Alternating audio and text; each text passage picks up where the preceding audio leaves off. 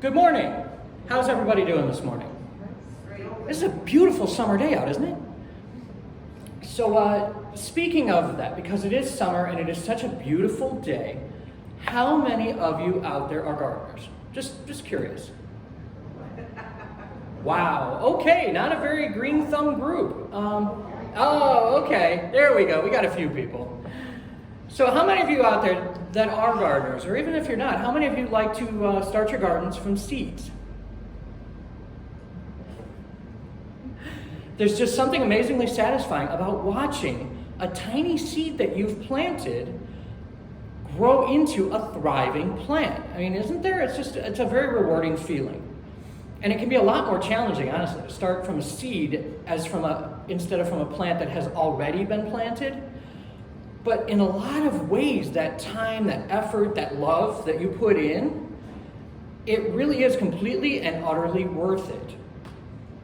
Especially as you watch that seed germinate into something that can thrive and grow on its own, whether it be a vegetable, a flower, or some other type of plant, the thrill can be the same. It is exciting to see that first little shoot popping up. To see something that we put our time, our effort, our love into just begin to spring forth into life. It's wonderful. And yes, I know that not every seed that we plant will germinate fully into a fully formed living plant, but for so many of us, we still feel the need to expend that effort to try and bring that new life into the world. I mean, that's just our nature, to want to plant a seed, to want to help it grow into something unique and special. That's just part of who we are. Now, how many of you out there don't really consider yourselves to be a gardener? Yeah, I see quite a few hands up there. I can do that too. Like me, I really do not feel like I have a natural green thumb. However, I do still try. It's not always easy to nurture a seed with just the right amount of attention, so that it will germinate into that wonderful life that we hope it will. It can be at times both an art and a science to really grow a seed into something amazing. A lot of us will get impatient during this process, and we will start to either overwater, over-fertilize, or try and give it too much light or too little light, or whatever we feel it needs to help our fledgling plants, and then end up causing their demise by nurturing them a little too much in a way they really didn't necessarily need. It really actually reminds me of something that I learned from my dad. He grew up on a farm. It was a dairy farm, but they also grew a lot of their own food. And that was one of his chores, was to help my grandma with the family garden. Now, for any of you who ever grew up on a farm, when I say the family garden, I'm talking about a 1-acre plot of land. So imagine what most people think of as a garden, and then picture a whole acre of garden to tend. It was a lot of work. But it was one of his chores, and he had actually told me that she gave him a secret to being a very successful gardener. And that really was that you want to plant your seeds, kind of keep an eye on how they're growing, and occasionally water them when needed. When necessary, as they grow into plants, you kind of nurture those seeds by pulling any weeds and then making sure they have good soil to grow in and helping to fertilize them just enough. So I'm looking out there, and I can kind of see the looks on a few of the faces as just kind of, okay, so what does any of this have to do with spiritualism? I'll get to that in just a moment. But first, bear with me while I play 6 Degrees of Modern Spiritualism with all of you. I'm sure a few of you are familiar with 6 Degrees of Separation or 6 Degrees of Kevin Bacon for those pop culture buffs. I'm going to do that with spiritualism right now. How many of you out there in this congregation are familiar with the name John Chapman? Anybody? You know who he is? How many of you out there, we have one hand, so how many of you out there would understand who I mean if I say the name Johnny Appleseed? Is that? There we go, okay. I'm sure many of you have heard John Chapman's story, or Johnny Appleseed. At least in some capacity, you kind of understand that he went around planting orchards around. He was a frontiersman and a nurseryman. That's what they called it when he would plant orchards, is they'd call it a nursery. And he actually planted so many orchards in large parts of Ohio, Indiana, Pennsylvania, West Virginia, and honestly, even here in Illinois, he planted a lot of orchards out here. He was a huge believer in the symbolic meaning of the apple, and he was also a member of the New Church. The New Church, otherwise known as Swedenborgianism, how's that roll off the tongue for you, was actually a blanket term for a lot of different denominations of churches that were all based on the writings of Emanuel Swedenborg. Now, for those of you who are not hardcore spiritualists or engineering buffs, you've probably never heard the name Emanuel Swedenborg. He was considered to be also one of the forerunners of modern spiritualism in that he was a phenomenally talented engineer, but he was also incredibly, amazingly psychically gifted. He actually spent the last third of his life devoted to all things spiritual, and especially to understanding the ways in which our physical world interacts with the spirit world. Now, Swedenborg, in addition to being a phenomenal medium on his own, he is also one of the spirit guides of Mr. Andrew Jackson Davis. How many of you have heard that name? Ah, there we go. All right. Gotta love these spiritualist congregations. And Mr. Andrew Jackson Davis was also a gentleman who was phenomenally adept at planting seeds of his own. Now, with Andrew Jackson Davis, it wasn't as much about the physical seeds that I'm talking about with Mr. John Chapman. This was more of the spiritual seeds. Also known as the Poughkeepsie Seer or the John the Baptist of modern spiritualism, Davis made an indelible mark on the science, philosophy, and religion of spiritualism. And we really do have him to thank for quite a bit, actually. He's the person who created the first children's lyceum out in New York.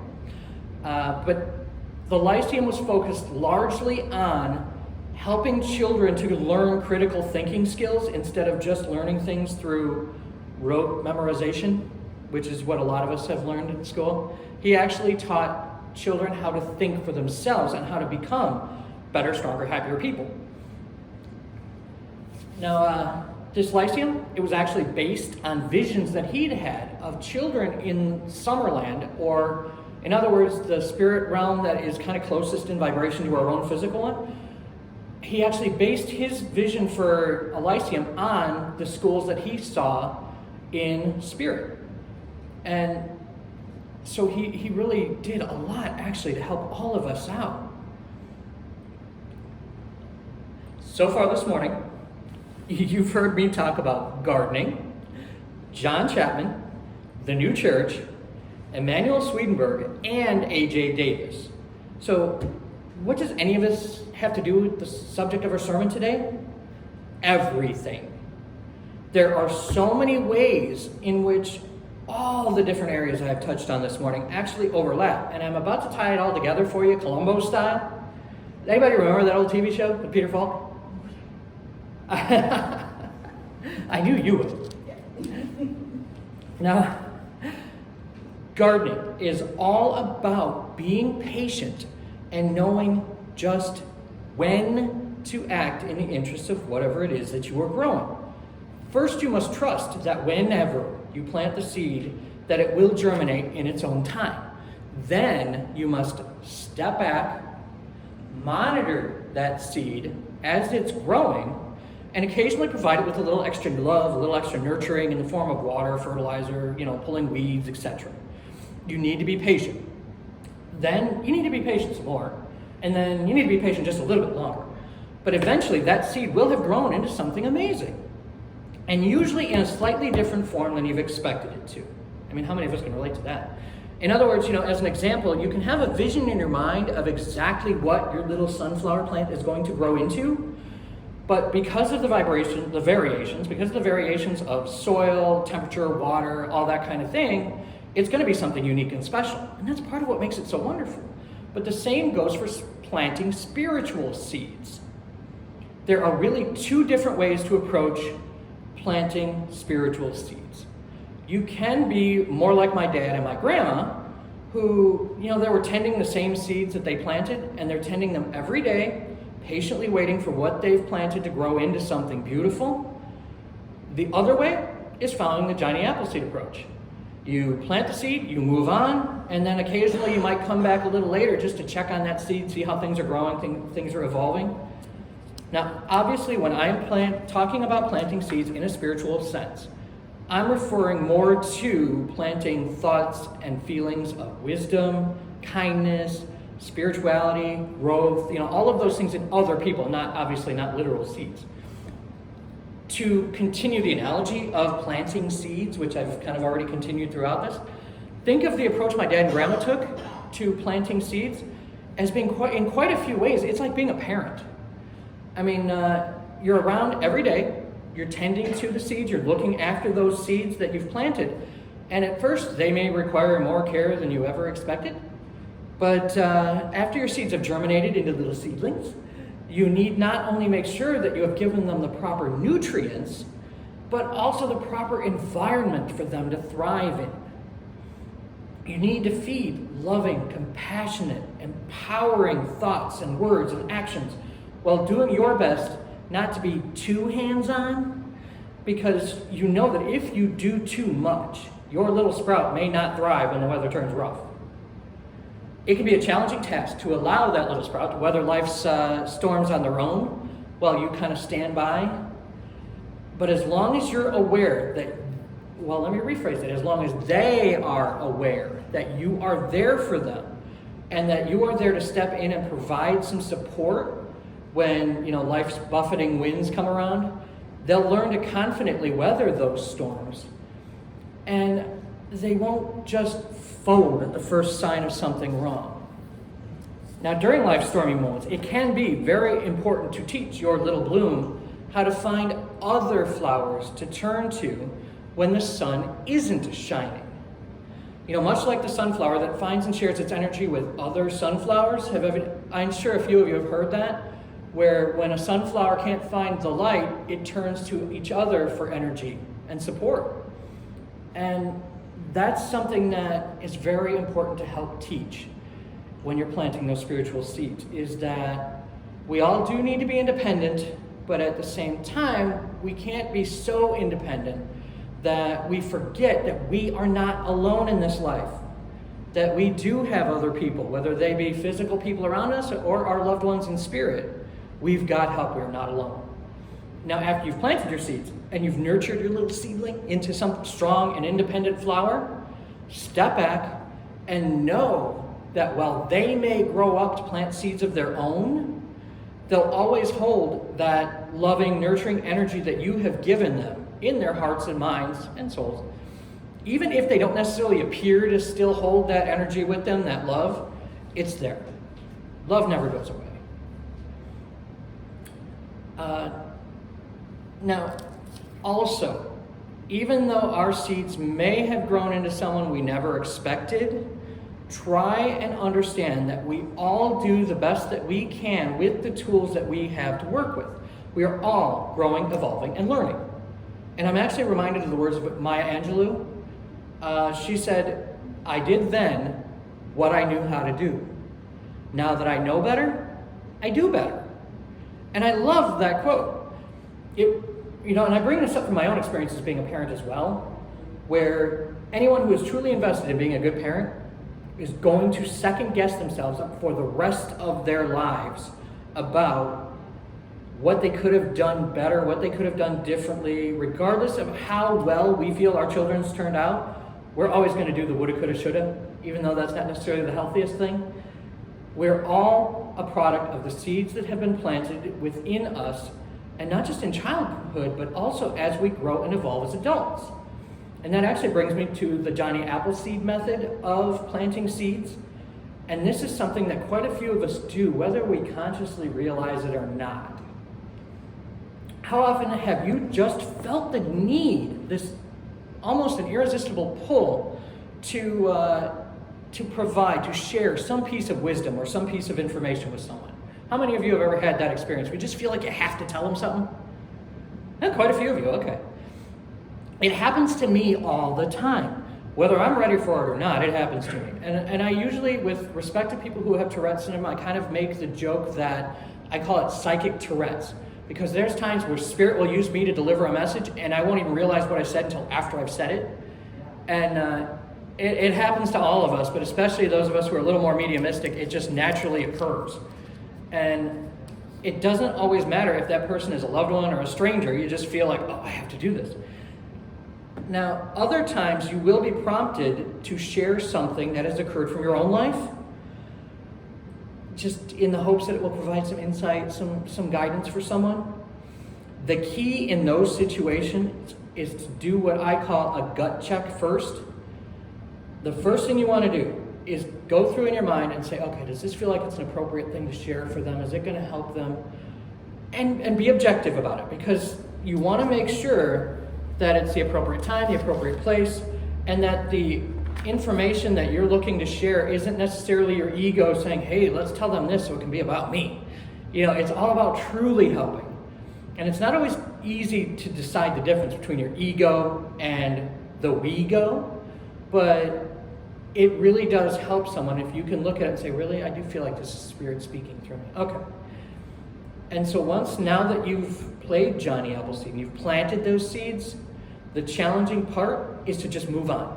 Don't dwell on whether or not that seed you planted is going to germinate into something wonderful. Just say, okay, I did what I felt was right, and now I can move on, and I'm not going to sit here and just obsess over it. It is of the utmost importance to allow that to happen. And allow that plant to kind of grow and evolve into a wonderful flower. And, obviously, hopefully, we do hope it'll be a sunflower, but you get my point. So what if you find yourself on the receiving end of someone who is trying to plant a seed with you? I mean, it does happen to us all the time, right? That somebody well-meaning will come along and try to give us some advice or some information, usually unsolicited. When that happens, it's also time to do that gut check, to double check with yourself and say, okay, does this feel like something that is just their ego trying to tell me what I should do? Or does this feel more like it's Spirit providing a little guidance through them? And there's going to be times when you're going to hear things that you don't necessarily want to hear, but if you can objectively listen to them and say, okay, does this feel like it resonates with me? Yeah, it does. I didn't want to hear that, but yeah, it does. Or if it just feels like it's something that, okay, they're just trying to push their opinion, you can say, okay, yes, thank you for your input, and then decide whether or not to integrate that into who you are, or let it kind of bounce off of you. But just try and, just say thank you, I appreciate your input, and then move on. So now that you have a bit more of an understanding of how to be your own best Johnny Appleseed, go forth this week. Ask Spirit for the wisdom to help plant some spiritual seeds with people. And at the same time, ask Spirit for the people in your life to bless you with their wisdom as well. Go forth this week. Be the sunflower that other people need to come to when they need that boost of energy. And don't forget, if you yourself can't find the sun right now, turn to the light of Spiritualist truth. Turn to us here at the Christabelle Spiritualist Church, where obviously we're here for you. Come grow with us. Come find us. Thank you, and have a great week ahead.